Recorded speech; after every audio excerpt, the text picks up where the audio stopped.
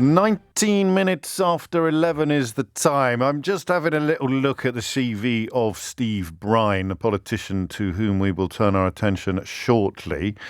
He did actually lose the Conservative whip in 2019 because he supported the Benn Act, which was, of course, designed to prevent a no-deal Brexit. So fair play to him for that. Makes me feel slightly uncomfortable sharing the line I'm about to share next. There is only one thing worse than successful journalists who go into politics, and that is unsuccessful journalists who go into politics. Prior to his political career, Brine worked as a BBC radio journalist and in public relations, which perhaps explains why he is so furious with the BBC. Who would want to be a Conservative MP when they could be a hugely successful radio presenter? Answer, nobody, really. Can't think of anyone off the top of my head. But there you go. It is what it is, and he's making the best of it. And he was in Select Committee yesterday talking to the chairman of the BBC, Tim Davie, in terms that are frankly staggering. This is Parliament, parliamentary business. It's a select committee where the obsession that the editor-in-chief of the Daily Mail and the editor of the Daily Telegraph and all of them have with Gary Lineker's Twitter account has now, by a process of ludicrous osmosis, infiltrated the seat of government itself. Absolutely breathtaking. Have a listen to this. I've talked to Gary. I think he was doing thousands of tweets, and I think overall the behaviour, in terms of where he is, I think he's in a lot better state. He is not at the standard of a news and journalist. He shouldn't be a news and current affairs executive. But overall, I think that conversation goes on. I'm very supportive of Gary. I think he's a brilliant presenter. And I think it is work in progress in terms of where he draws the line. But we've had a good conversation. I think he understands the guidelines. But I'm not... When you had that conversation, does he say, okay, yeah, let's do this then, Tim, let's go through this, let's tick this box? Or does he sort of say, yeah, I've screwed up again? I mean, we're paying Gary £1.35 million. I mean, he's down 10 grand on last year, but I'm sure he'll get by when his energy bill comes in. But, I mean, we're paying him £1.35 million, and he's a brilliant pundit on football. He is, yeah. And he's entertaining. He is. I don't care what he thinks about water quality. Why should we be paying him? My constituents Don't follow him on Twitter then, you complete doofus. They don't pay it, they go to prison for somebody to give their opinion on water quality. Well, with respect, you're not paying him to but he's doing tweet. It. And I think he is. My view is that overall, if you look in the round, I think people are smart enough to see this.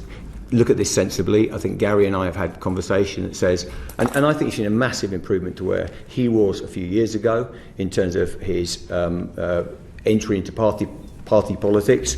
I think that banning people completely from getting to any issues-based tweeting is probably the wrong position to do, but there's a standard there. We talk about it. I'm very supportive of him. Tim Davie there, the chairman of the BBC, speaking to the Select Committee on Digital, Culture, Media and Sport. Do you want to know how stupid Steve Brine is? I mean, this is spectacular stupidity. It's quite incredible, and thanks to another pal of mine who's a sporting legend for pointing this out, Brian Moore, a former scourge of front rows across the northern and southern hemispheres. So, since becoming an MP, Steve Brine has tweeted about football. Yeah, can you see the problem here? So Gary Lineker is paid to present football programmes on the BBC. Stupid Steve Brine somehow thinks that he's actually being paid to tweet his opinions about sewage. Shall I share some of the opinions that stupid Steve Brine is upset about? Liz Truss will be Prime Minister, and the fourth in 6 years, they appear to be following the Watford FC policy. I'll explain this joke to Keith. Watford changed their manager a lot. Right? So that's why that is funny. I'm not claiming Gary Lineker is Eric Morecambe, by the way, by any stretch of the imagination, nor would he. Here is the offensive tweet. This is what offended stupid Steve Brine, who, despite being paid by taxpayers to be an MP, has tweeted about football. I'll even read you the tweet in a minute. As a politician, how could you ever, under any circumstances, bring yourself to vote for pumping sewage into our seas? Question, which you're welcome to answer. Unfathomable, he says. Again, possibly a pun on fathoms. Again, he's not exactly Eric Morecambe, is he? So that's what stupid Steve Brine is upset about. And then, because I am something of a Twitter Jedi, I'll find for you now the example of stupid Steve Brine tweeting about football. So this is how stupid he is.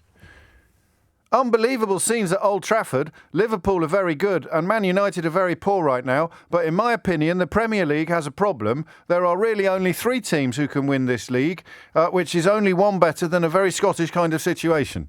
No, me neither, frankly. Absolute gibberish. But he did it while an MP. Oh, Lord, I've just noticed that he follows me. I'm sure that situation will be changed momentarily. So, Gary Lineker, who is not paid to tweet. He is paid to present football programmes. When he's not working, he tweets, including tweets like, as a politician, how could you ever, under any circumstances, bring yourself to vote for pumping sewage into our seas? Shouldn't be doing that, apparently, because his salary comes out of licence fee payment. However, Steve Brine, whose salary comes out of the public purse, is tweeting about football on just last year. What a muppet! I mean, the level of idiocy you would need to think, well, I'm going to tweet about football despite being an MP, but someone who is a football presenter shouldn't be tweeting about politics. It's hilarious, right? So why do they care so much? His brain is so boiled that he doesn't realise how stupid he's been rendered. And I think he's been rendered this stupid by the Mail and the Telegraph and the media coverage, the obsession with Gary Lineker's Twitter account.